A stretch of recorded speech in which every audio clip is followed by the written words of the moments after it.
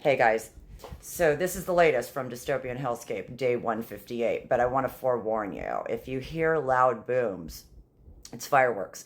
In my neighborhood, it starts like the week before 4th of July and it goes all the way until like the week after 4th of July, so it's awful with my nerves right now. It's not fun because every time one goes off, I jump right out of my seat. So, excuse me. Anyway, this is the latest from the Supreme Court. It was a big day. Can courts block Trump's anti-immigrant executive orders nationwide? Trump v. Casa Inc. Nope. The court ruled 6-3 that federal judges can only block policies within their states, not across the country. That means Trump's attempts to end birthright citizenship could proceed in most states unless individually challenged. This is the part that a lot of people didn't tell you. This limits the power of the courts to act as nationwide checks, giving Trump and future residents more wiggle room to roll out sweeping policies before they're stopped. The ruling doesn't say Trump's policy is legal, just that courts can't halt it everywhere at once. This is Stephen Miller's legal dream. Jackson warned it threatens the rule of law. Barrett called it restraint. And she wears a cross. The result? Birthright citizenship could now exist in some states, not others, at least temporarily.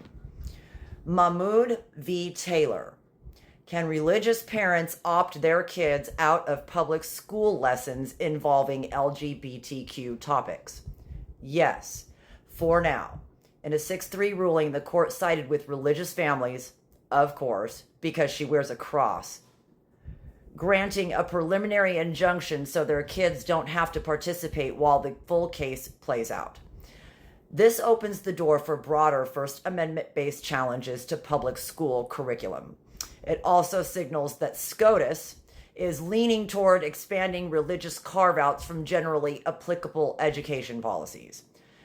Translation: you can't pick your kid's math teacher, but you can potentially veto anything rainbow-colored if you say it's against your religion. Kennedy v. Braidwood Management. Are Affordable Care Act task force members constitutional if they're not Senate confirmed? Yes. The court ruled 6-3 that ACA task force members are inferior officers and can be appointed by the HHS secretary. No Senate approval required. This preserves how the U.S. decides what preventative care your insurance must cover, things like cancer screenings, HIV prevention, and contraception. The ruling protects the ACA structure for now. Thomas and the usual suspects dissented, arguing this delegation of power violates the Constitution, which is fucking hysterical considering the ruling on the 14th Amendment stuff, but fucking hypocrisy. The majority basically said they're not Supreme Court justices, they're policy wonks. Relax. Wah wah.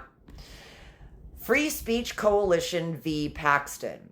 Can Texas require age verification before people access ORNPay sites?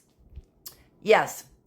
In a 6-3 decision, the court upheld the law backing Texas's claim that it's about protecting minors. No, it's about tracking your fetishes because they have a stick up their asses about theirs. This is a blow to the adult entertainment industry and a win for state-level internet restrictions. It sets a precedent that could inspire other states to follow suit or test further limits on online speech. Hey, by the way, California, doors open. You blue dots and red spots, come here. Come join us. Doors always open. You're always welcome. We're nice people here. We don't hate everybody. Anyway, one more. FCC v. Consumers Research. The Universal Service Fund, which helps pay for rural broadband and school internet access, constitutionally managed? Yes. The 6-3 majority said the FCC setup is legit and the fund can keep functioning as is. if struck down, millions in broadband access, school funding, and rural infrastructure would have been at risk. This ruling protects essential communications in underserved communities. So, kind of some wins, not real great, but not as bad as some people are making you think that it is. Because I'm serious, like, fucking move if you can. I know it's not that easy. I know it's a lot easier said than done. But you know what? I would do anything if I could. If I was in a red state, I'd get out if I could. You're always welcome here. We love you here.